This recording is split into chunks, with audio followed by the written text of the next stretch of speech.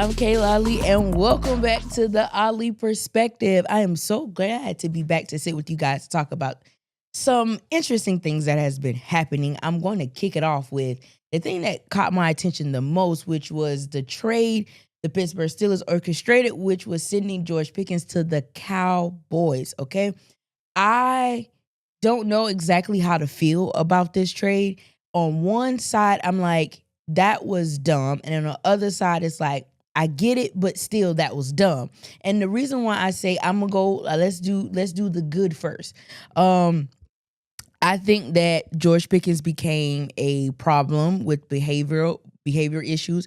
Going to look deeper into the trade, Mike Tomlin was the initiator. He was the one that was kind of pressing. It wasn't the general manager. It wasn't the owner. It was Tomlin who was saying, we need to get him out of here, which let me know that this was a behavioral thing. I mean, we've seen it before with Martavius Bryant, Antonio Brown, Chase Claypool, and now George Pickens. We've seen it with these wide receivers that Tomlin just can't coach anymore, and then he sends them away. Now, most of them, Antonio Brown did win a Super Bowl with Tom Brady, but we kind of see where Antonio Brown is now. We kind of understand why the Steelers were ready to let him go. And it kind of seems that that's the same thing that has happened with George Pickens. But my thing with the Steelers and why I think that trade was bad was because, for one, now you're in the same situation that you were in at the end of last season, which is questions at Q. Well, no, because they had two quarterbacks, but you don't have another wide receiver that's a wide receiver one. Not, like you. Well, let me take that back. I'm messed up, and guys, let me go back. Okay, at the end of last season, when the Steelers finished the season, they had questions of who was going to be their solidified wide receiver one. I mean, of course, George Pickens was the most talented one, but he's like on the cusp of possibly being a wide receiver one. I think he'll be a really good wide receiver two, paired up with CeeDee Lamb, but we'll see how that goes. But I mean, besides George Pickens, their wide receiver room is really, really thin. Okay, so then they kind of addressed that by going out and getting DK Metcalf from Seattle. All right, that's fine. Now you kind of have a 1 and 2, right? But then you let Justin Fields and Russell Wilson go. All right, you let them go, and then you don't draft a quarterback until the 7th round, which is Will Howard. And I mean, yes, the guy has won a natty. He's been pretty consistent in college, but I'm not seeing where, at least not right out the gate, I'm not seeing him being the next Brock Purdy or even being the next Jaden Daniels. And what I mean by that is really young quarterbacks coming in and immediately making an impact to that team. Okay? So you draft him and then you sign Mason Rudolph. All right? So the quarterback situation is still, Now you just ship George Pickens off. You ship him off. Now you're back to the same situation of really only having one solid wide receiver, unless they're seeing some things with their rookie from last year, Roman Wilson, who came from Michigan. He battled some injuries, never really quite saw the field consistently. Maybe they're seeing something with him. I don't know, but they're leaving a lot of questions. And my biggest thing with them is your quarterback situation is uncertain. Your offensive line, when healthy, will be good. You send Najee Harris, he signed somewhere else. I like Jaylen Warren, and then you get a decent enough rookie. I don't know the kid from Iowa. You go out and you get him. I'm not really seeing on tape where he's like spectacular and he's gonna be like amazing. But okay, you go out and you get him. If your offensive line is healthy, I'm not gonna lie, they will have a really good, solid offensive line. But who's your quarterback and who are they throwing to besides DK? We've seen how last year, how Dallas was trash because they decided to not go out and solidify another wide receiver. So they relied heavily on CeeDee Lamb. Then they didn't want to spend money for running backs, and without a running game, no. All right. but the Steelers fortified their defense.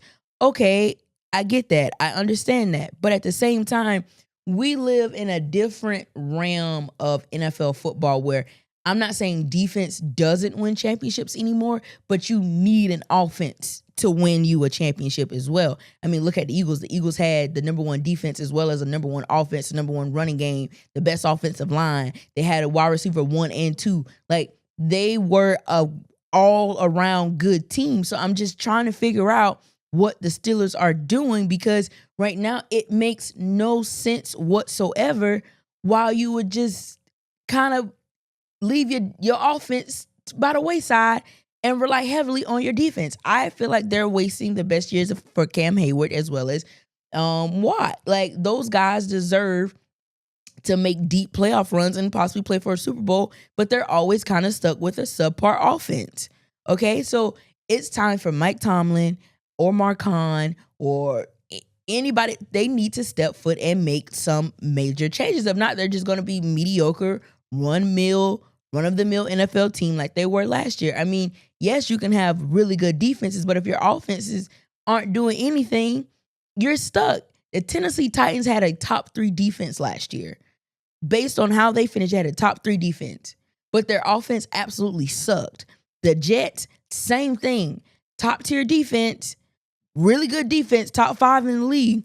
Offense sucked. Couldn't get anywhere. All right. And then the Steelers with the filler out for Aaron Rodgers. I feel like Aaron Rodgers is actually just going to retire. I don't think Aaron Rodgers wants to play for the Steelers. I don't think he wants to be coached by Mike Tomlin. I don't think he wants to be in Pittsburgh. I think he might just retire and end it there. I don't see him coming to the Steelers. So the Steelers are just left with a lot of questions, especially on the offensive side of the ball. Now, next year, yes, they have 12 picks, but I mean, you're going to have to give up a lot of those picks if you're trying to get someone to come in offensively, whether it's at quarterback or wide receiver, to make an impact. So I'm just a little dumbfounded about the Steelers and the decision they have decided to make. But I said, if it's behavior issues, if Mike Tomlin no longer wants to coach you, I mean, it's kind of has been proven that if he's just like, okay, I'm done with it, then that person really does have problems. And so I'm curious to see how that ends for them. But right off the bat, I'm just like, after seeing that, I don't understand and I don't know what the Steelers are doing. But I will keep you guys updated on my opinions about what's going to continue to happen in the NFL, even though it's off season. So yeah, stay tuned for that. And then now on to the NBA. First, the Cavs. Okay, so the Cavs and Indiana Pacers. I had the Cavs winning the series, but they have blown 2 20-point leads to the Indiana Pacers, and the Pacers are just playing with a chip on their shoulder. Like they're gritty and they're tough. Oh God, his name. I'm blanking on his name right now, guys. Give me 1 second. Tyrese Halliburton. He really took it personally when they named him the most overrated player in the NBA, and he has been playing lights out. Basically, he's been. I mean, when his team needed him, he was there. He made the first free throw, missed the second free throw, got his own rebound, shot a 3, won the game. Okay, like they fought back and they won, and now they are up 2-0 over the Cavs, and they have to go back to Indiana. Now, I do think the Cavs are. I don't think the Cavs are going to get swept. I can see them winning possibly 2 games and the series going to 6. Okay. I mean, no home team has won a game yet. In that series. Well, yeah. So I don't know if home field advantage will play a part in that, but we'll see. We'll see when they go to Indiana. And then the next team disappointments on my part, because I am a Celtics fan, watching my Celtics blow 2 20-point leads and allowing the Knicks to go up 2-0 on us as well. And now we have to go back to New York down 2-0. I would love for us to win both games and then go back to and win the next 4 games, honestly. But do I see that happening? No. I think that this will be a 7-game series. Hopefully Porzingis can get back and he can be healthy, which can help us out a lot.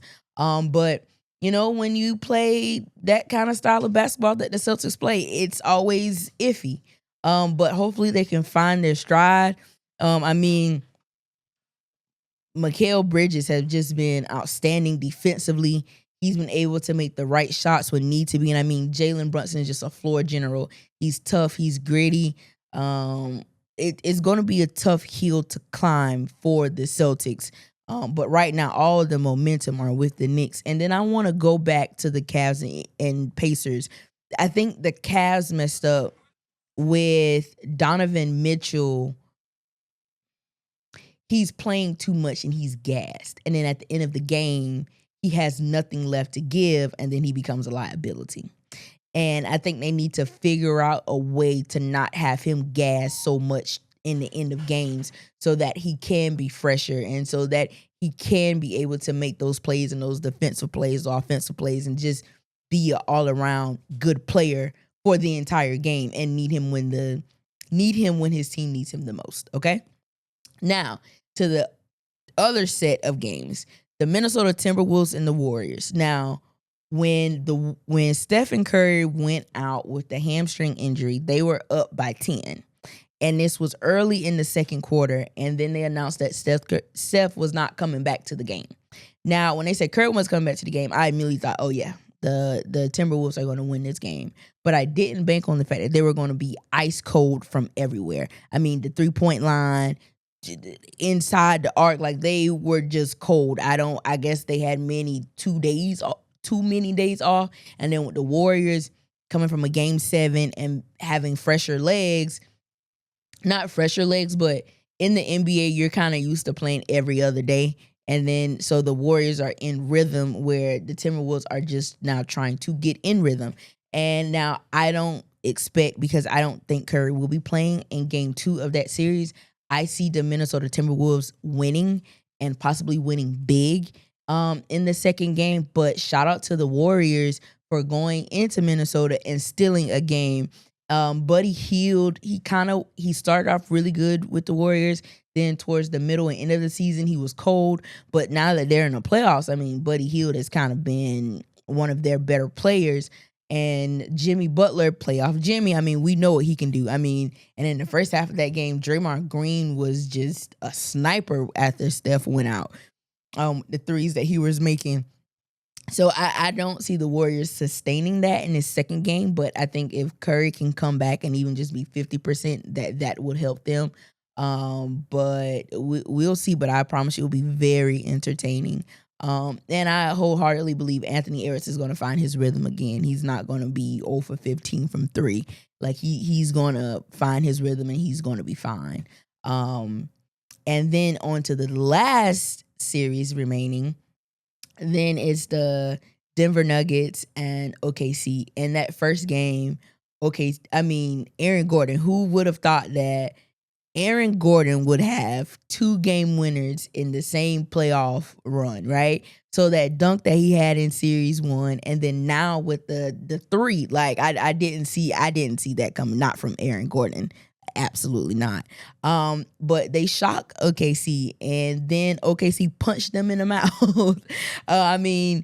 It's in that second game. But I think that just kind of show you like what sometimes time off can do. Yes, you're rested, but you're kind of out of rhythm. Whereas teams who have been playing consistently every other day, they can get you that first game. But they show why I think that they are NBA champion contenders this year. I mean, SGA went 11 for 13 at the field and 12 for 12 at the line. Like, he just couldn't miss. Like, he was on fire. He has one of the smoothest games I've seen. Like, he can easily have 20 points, and they're like the quietest, most unknowing 20 points I think you can have. But that team is young. That team knows what it means to win. So it's going to be really tough for Denver to win that series. I mean, I see OKC winning that series in 5. I'm going to be honest with you.